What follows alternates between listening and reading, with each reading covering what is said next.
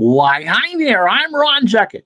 And on this first day of March, we've started playing the Grapefruit League. The Nats have only won 2 games, and everyone's starting to panic. No, not really. Hi, I'm Ron Juckett. Joining me is my co-editor and partner in crime, Drew Douglas. Hello. Hi, how are you? Pretty good. How are you? I'm doing And that's good.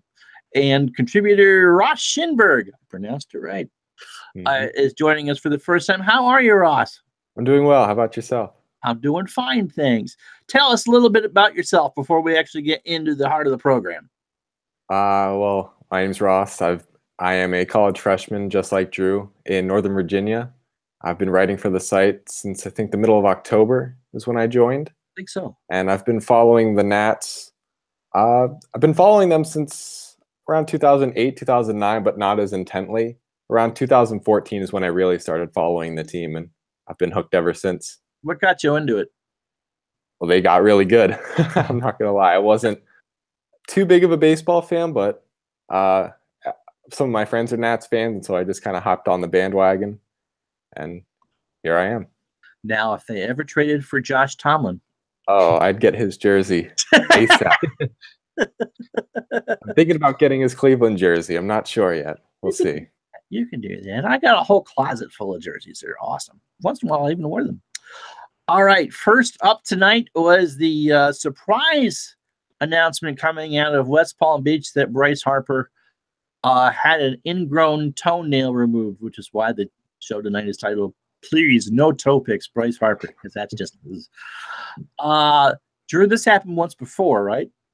Right, yeah, it was a couple years ago. He had a really bad ingrown toenail and had a similar surgical procedure and missed 2 games in the regular season, but I'm thinking they'll play a little safer now since the games have no meaning whatsoever. Right, I mean, you can throw pretty much anyone in right field at this point, and even if they wanted to actually put Adam Eaton in left field at some point, you have people that can play right field. So it's not going to be, I'd rather have this happen now on the 1st of March than on the 29th of March when we start playing for real. Yeah, Ross, any thoughts on the nasty toenail? No, I'm just glad it's nothing's more serious than that. I think David Martinez said he was going to be back in the lineup this weekend, so that's good to hear. Yeah, no, that is good to hear. It's just, even minor surgery is not something you really want to talk about. But the one thing I would hate to have happen, guys, is the same injury barrage that happened last year. They still won the division by 20 games, but most teams don't survive what the Nats went through last year. And I do think that hurt them a little bit in the postseason, just with guys like Bryce Harper and Trey Turner coming off of injuries, and they were back in the lineup in the postseason, but weren't exactly in midseason form. So I think if guys are able to stay healthy this year, it will benefit them both in the regular season and postseason. And there, little nagging things like this really isn't anything you can do about. Yeah. All right. Before we go on to the next topic, anything in chat? No, it's just Seth and Joe Joker said hi. So thanks for watching, guys. It's good to be back with you. Nice to be with you, gentlemen. All right. The rumors were so prevalent today about Jake Arrieta and where he might sign that the Braves radio announcers were talking about it.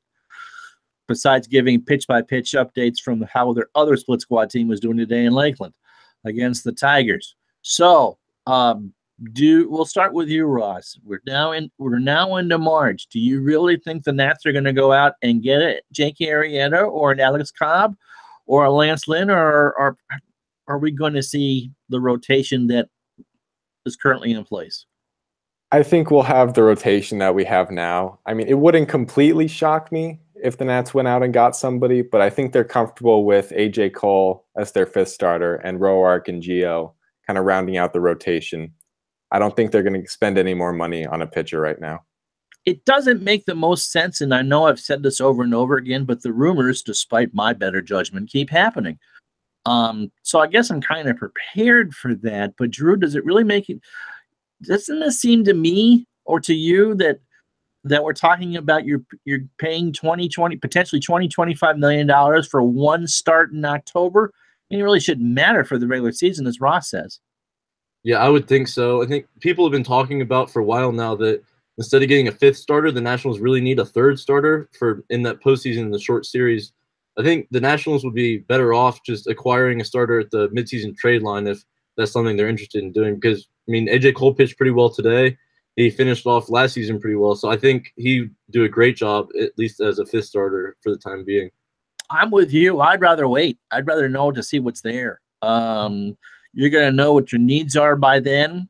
I don't think they're going to go out and get JT Realmuto, but one of the writers at MLB trade rumors in their live chat thought there was more like a couple days ago, thought it was more likely they would get Realmuto, and that they didn't think that was going to happen either.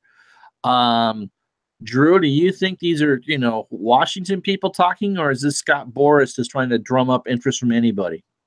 I think it might be Boras, and I'm not sure that these rumors have anything like that they're really plausible, just because usually if you hear what Rizzo's doing, it's not going to happen. But the fact that we have been hearing these rumors day after day from various national writers makes me think that maybe we do see the Nationals sign a starting pitcher. Ross, do you think that they would be just doing this for the playoffs, that you're really going to spend $25 million for potentially just one big start in October? I mean, with that logic, it makes a little bit more sense, because this might be the last year the Nats, they have their full team with Harper and Murphy hitting free agency. Max Scherzer getting a little bit older. This might be their last year. So if they want to really make a push, it does make sense in that way to go out and sign somebody. But for the long term and future, it doesn't. What about Drew's thought, Ross, of getting another starter if needed at the trade deadline in July? I'm not opposed to it. If maybe Strasburg goes down, he's had an injury history. If something happens and they need to fill in, I'm all for it. We're taking Powerade donations now for Steven Strasburg's claims. Send your 7-Eleven gift cards too. No, not really. Please don't do that. Please don't do that.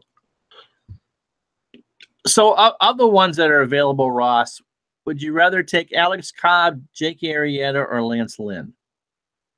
I would probably just spend the money and go get Arrieta if I have to get one of the three. I mean, he's not the ace pitcher that he was a couple years ago, but he's still a very solid starter that can make an all-star team if that's where his ceiling is. And he'd certainly be an upgrade over AJ Cole as the fifth starter, and maybe a little bit better than Tanner Roark as well.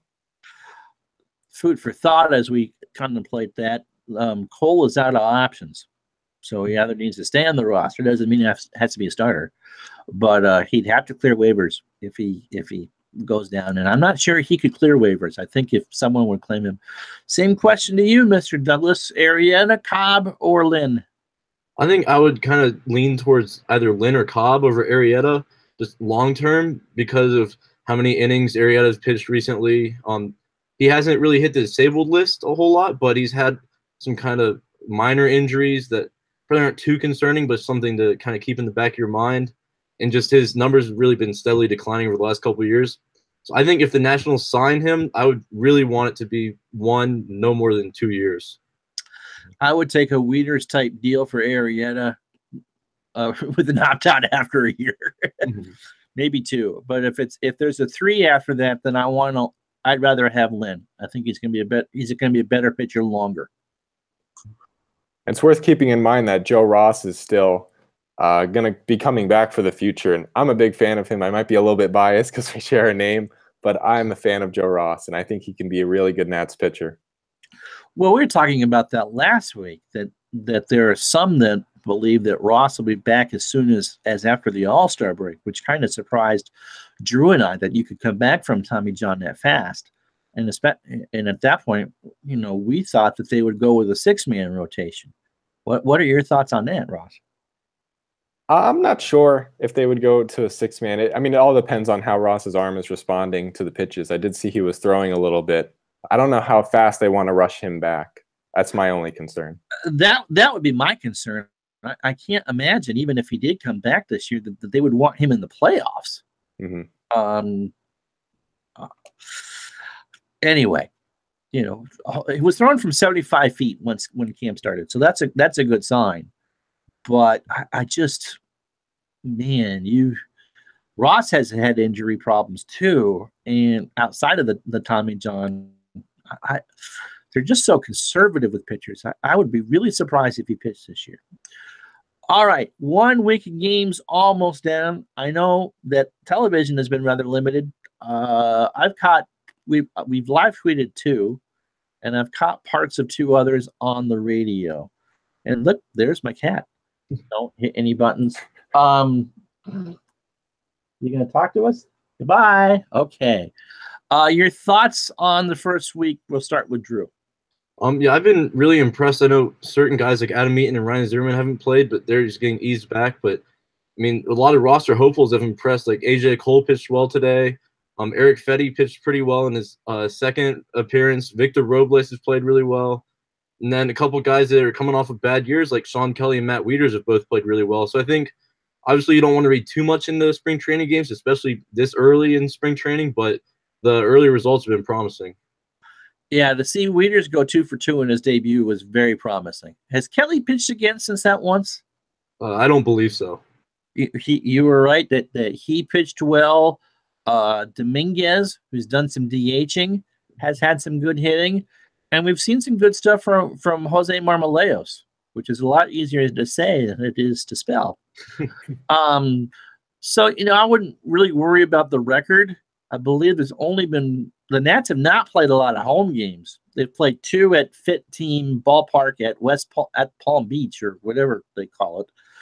But one of those was against Houston on opening day. I mean, they've played 2 games up in Buena Vista against the Braves, 1 game against them. So we really haven't seen many regulars at all. And I wrote about this today. They're not rushing Adam Eaton back. They're not ready for Ryan Zimmerman, even though there's nothing wrong with him. They're just seeing a lot of different prospects. We'll get to Robles in a second, Ross. Have you had the chance to listen to or watch any of the exhibition season? I saw a little bit of Scherzer's outing last Sunday. I saw him serve up the home run. I wasn't thrilled about that, but outside of that, he pitched really well. He had 3 strikeouts, and he looks great. Well, to be fair, Dansby Swanson has actually had a very good spring training for Atlanta, which is good for him. And if the Braves have any chance, they really need something out of him. But even that pitch, guys, wasn't a bad pitch that Scherzer there. It was on the inside corner, and it was tattooed into the Astros offices because the wind kind of carries through there. The other one I was impressed with the first day, because I did see that one, was Tommy Milone. Again, very hard to read much into one outing does not a career make, but all of his pitches were low in the zone, and he had swing and miss stuff. Again, the Astros weren't fielding a regular. There was no Altuve, there wasn't a Carlos Correa in there. But if you're looking for good first steps, along with Sean Kelly, Milone had that too. Drew alluded to AJ Cole. They're looking for him to throw first pitch strikes. He threw 4 first pitch balls in the first, but did throw a much better second inning. Personally, I think if they were to go out and sign a free agent starter, I think that would crush Cole's confidence. Don't you guys? I'll start with Drew on that one. Yeah, I would think so. He hasn't really had too many opportunities at the big league level, but I mean, I think right now he's a clear frontrunner for that 5th spot, assuming the Nationals don't acquire someone else. So I think, yeah, if they go out and acquire another starter, it's kind of telling Cole, we don't necessarily believe in you as a 5th starter. Yeah, you'd have to agree with that, wouldn't you, Ross? Yeah, definitely. He's going to have to keep proving that he deserves the 5th spot, or Martinez might be forced to make a move. Okay, then I'll ask, what are your reasonable expectations for Cole then as a 5th starter, Ross? Just not making too many mistakes. Like, I'm not expecting him like have an ERA under 3.5 or something, but a reasonable 5th starter that can eat up innings and that just won't implode every time or every other time he goes out there. Speaking of pitchers who did not pitch well, I did not listen to, but Drew kind of caught part of Edwin Jackson's first spring appearance, and that, again, it's easy to read too much into it, but a journey of 1,000 miles does not start with backward steps. Right, Drew? Right. Yeah, Edwin Jackson, I mean, he had a couple of good starts for the Nationals last year when he first returned to the team, but he really finished the season horrifically, and like now he's off to a poor start already. So I don't have too much confidence in him. I don't mind him eating innings at Syracuse and serving as emergency depth, but I mean, if if the Nationals have a handful of starting pitchers healthy, I don't think we see Edwin Jackson anywhere near Washington this year. Right. I think you see Fetty first. Mm-hmm. And I know that our contributor, Blake Finney, is really high on Seth Romero, but I'd be really surprised if we saw him this year. Yeah, I think Malone is even above Jackson. Like you said, he had the first good outing, and then he had another outing the other day. He came out of the bullpen through 2 perfect innings with 3 more strikeouts. So, so that's actually very good. And if Malone doesn't catch on with the Nats, which, let's face it, this is a tough rotation to crack, or even a tough bullpen to crack. He's laying the groundwork for him pitching Major League Baseball somewhere this year. With that means four scoreless innings for him so far, and 5 strikeouts, which is a lot because Tommy's not a strikeout pitcher. He is the ultimate crafty pitch to contact guy. All right, speaking of people who may crack rosters, Victor Robles, none of us thought had a snowball's chance in purgatory of making the 25, but after the first week, he's close. Ross, what would you do with Victor Robles? I'm honestly not sure. I think perhaps if he starts in AAA and just keeps doing what he's doing, I think he'll get the call up very soon. I'm not sure if I'm ready to put him in the majors just yet, but he is definitely close. Drew. I think I would start him in the minors because he has to be playing every day. And Michael Taylor just had such a good year last year, especially in the postseason. He was arguably their best position player. So I think Taylor deserves to at least get a shot to hold on to that job. But if he struggles and Robles continues to dominate in AAA, I think he comes up. And another thing to kind of keep in mind is maybe the Nats do what the Cubs did with Chris Bryant a couple years ago and keep Robles down to get that extra year of team control. But his clock has already started because he came up last year. Oh, okay. I'm not sure if the Cubs gave Brian a cup of coffee. Someone will tell you in the chat before bringing him up. But I do remember that a lot of people were upset that the Cubs didn't want a Super 2 Chris Bryant. Yeah, I believe you have to play a certain amount. I'm not sure Robles reached that, but yeah, they may have already started his clock. He still is technically a rookie. Mm-hmm. But I'm not sure. I haven't played. I'm not going to fire up out of the park baseball to figure this out because a lot of the roster questions I get about that, I get learned from that. So yes, parents, you can learn from gaming. It can be educational, especially baseball games. I agree in large part with what you two said. I think he's got to put up softball numbers. I think he can, from the last week, I see it as plausible now. He could break camp with the team with the camp, but I didn't say that sentence right at all.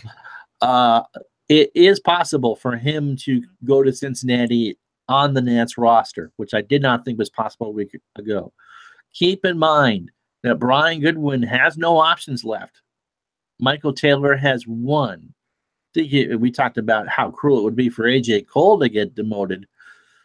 Imagine how it would be for Taylor because Goodwin would have to clear waivers. And again, like Cole, I'm not sure Goodwin could clear waivers, to be honest.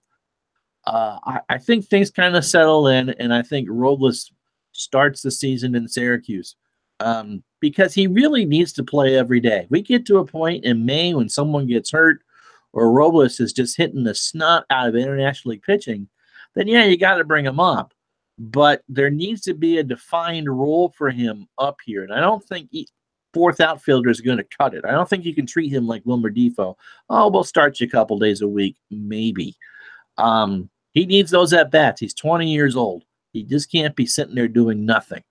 And yes, it's kind of weird to I wrote in my story on him this week. Yeah, the PlayStation 4 is sitting in mom's closet as a Santa Claus gift, but you can't plug it in. You can't play with it yet. But you have it. And I think that's the case with Robles. But, a couple more, another strong week or two, especially as starters start to go deeper into games. And, yeah, I could see it. And I couldn't see it before. Other surprises. Drew, you've kind of followed a little more closely. Anything else catching you by surprise this spring? You can talk about Camels if you want.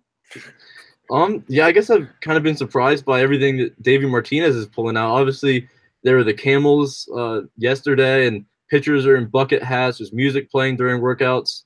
Workouts are ending a lot earlier than most other major league teams. And, I really like everything that he's doing. I think the players are enjoying it. He's probably going to get more out of the players. I know I was a big fan of Dusty Baker, but I think Dave Martinez is doing a phenomenal job so far. Ross? Oh, you guys hit on Tommy Malone. That was my big surprise. But I guess maybe outside of baseball, I like the interview with Sean Kelly and Brandon Kinsler. He was spraying salt behind him with Colco in the interview. I really liked that. This is a loose team. No, talk about Malone. Go ahead and talk about Malone. I mean, I was just excited that not only did he start the game and throw 2 really good innings, that he came out of the bullpen and, like Drew said, threw 2 perfect innings and has 6 strikeouts. I think that's a really encouraging sign. I think he could be a guy behind A.J. Cole and Eric Fetty to come up if the Nats need him. Yeah, I was glad that, I suppose since I'm the one that came up with the topic, I should probably answer. Fetty hit 96 in his first appearance, which is something he couldn't do last year. That's a good sign. He struggled in his first inning, but that's okay. You're going to do that. You're trying to find footing. So I think the team is stronger with pitchers so far than what we thought going in. And that's a good thing because you can never have too much depth. It's like, oh, okay, so you're the 8th reliever. Well, you're going to use that 8th reliever at some point. So I like that. I like how loose they seem to be and how people are being eased in for all the sense of urgency that I think we all feel heading into this year. They're not showing that yet, and that's fine. I think that Davey Martinez is pulling a lot out of Joe Maddon's playbook, and the Nats are receptive to it.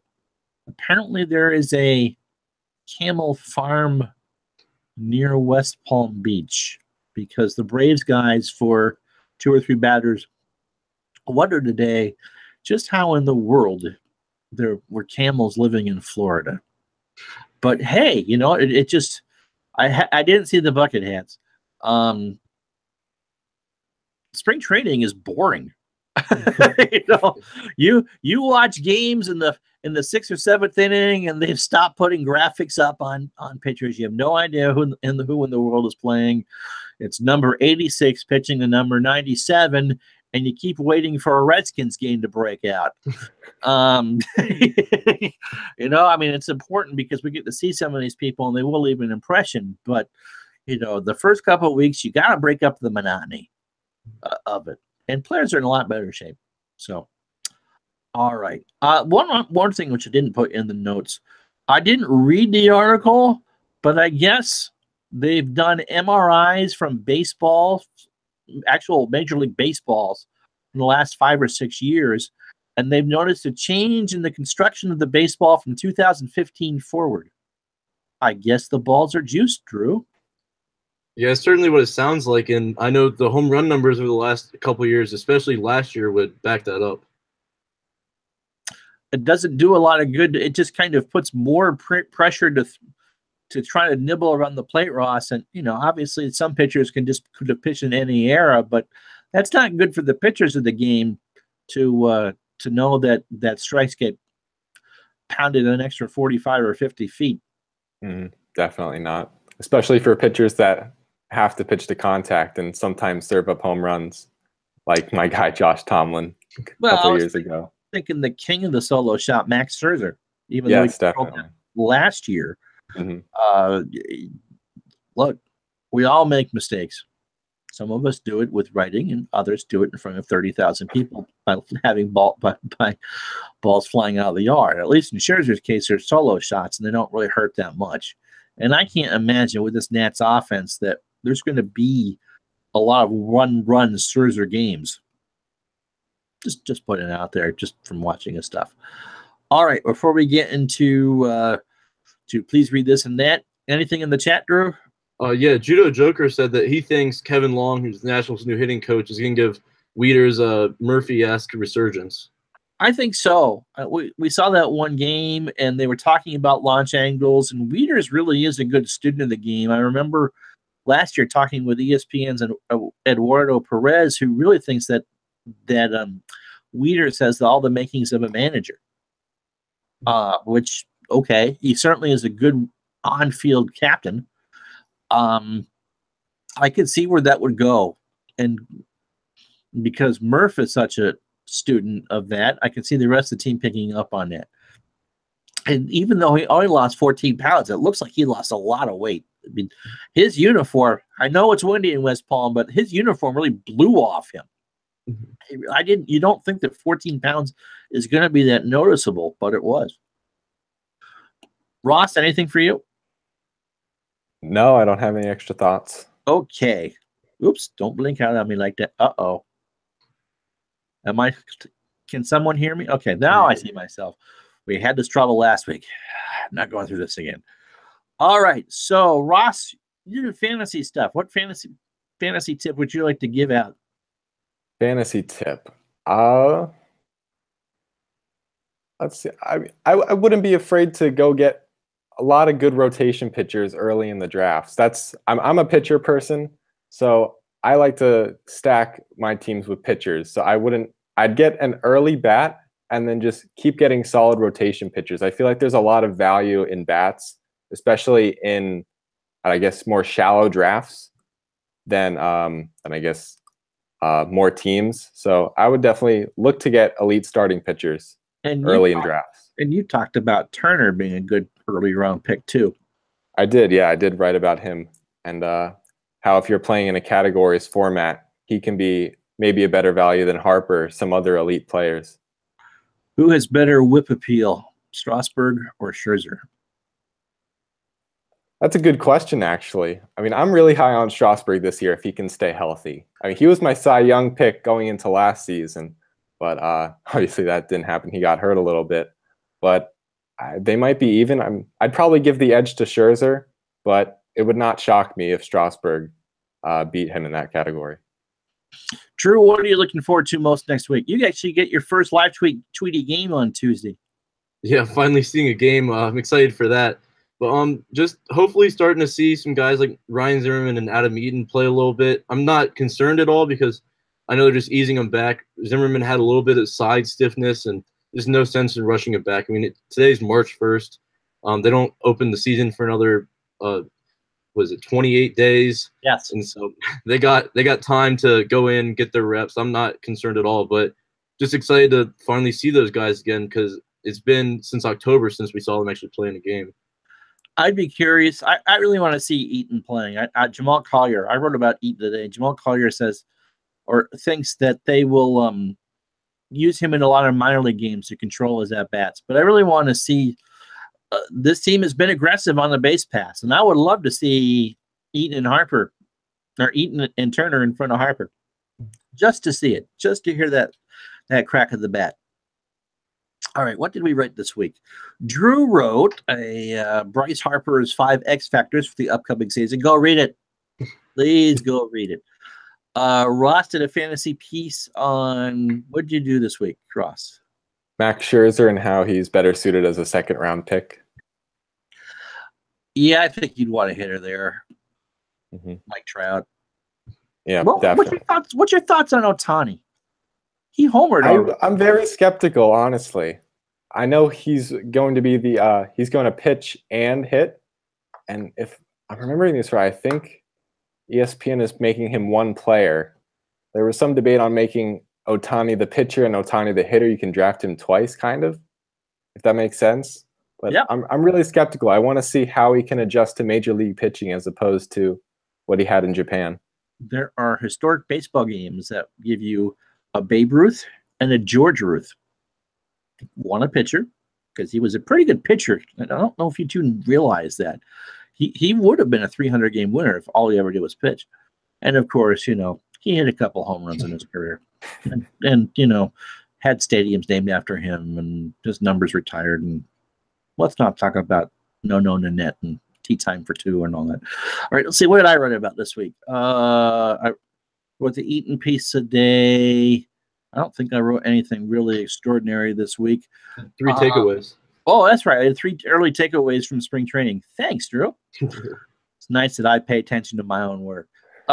Basically went through with a lot of stuff that we talked about on the show. And when we get through the next wave of television games, we have 3 live Tweety days coming up. I'm with you Sunday and Monday because they are on not away television, but other team television, spring training. We're not going to say enemy, but other team television. And Drew will be with you Tuesday when he gets to spend a quality afternoon with Bob and FP. Looking forward to it. The first time it wasn't so bad. So that's what we got coming up for you. And you're going to do, Drew, you're doing for our Monday slider. Well, we have a good slider tomorrow from Brian Foley on making the ultimate Nats player. Bryce Harper's toenails not included. And Drew is going to do 5 X Factors for Daniel Murphy. For Monday. And I'll do another takeaways piece once we get over the next 3 TV games. So that's what I get to do Tuesday night. All right. So please follow and like and click all the links on Twitter that we set up at District on Deck. Like and follow on Facebook. Everything gets posted there. We could use some love on Facebook too. If you like this video, like and subscribe on YouTube. We will do this next Thursday night, and it will be Drew and a guest. I might be the guest, depending if he can get anyone else to do it. But I have a hard time seeing that our 3 major contributors are going to want to step up and one of them to do it. So Drew gets to host next week, and then Drew gets the first post-game show on the 13th. How about that, lucky guy, as he will take you through the Mets. So those are the next 2 shows. It's Thursday and then the Tuesday the 13th. And that's the next 2 DodCasts. So for Drew Douglas and Ross Shinberg, who survived very well. Ross, have you ever done a podcast of any sort before? Not that I can remember, no. Not that you can remember? I may have done one, but I highly doubt it. Did someone sneak some of those fuzzy-looking malted beverages into you that you're not legal to drink and then throw a microphone in front of you? No. Okay. It was a good debut. It was a very good debut. You did very well. I appreciate that. Thank you. All right. Hey, thank you. All right. So the next Thursday, Drew will be with you with a special guest. Like I said, it's probably not going to be me. And then the first post-game show was the 13th. And so for all of us at District on Deck, I'm Ron Juckett. Have yourself a good night.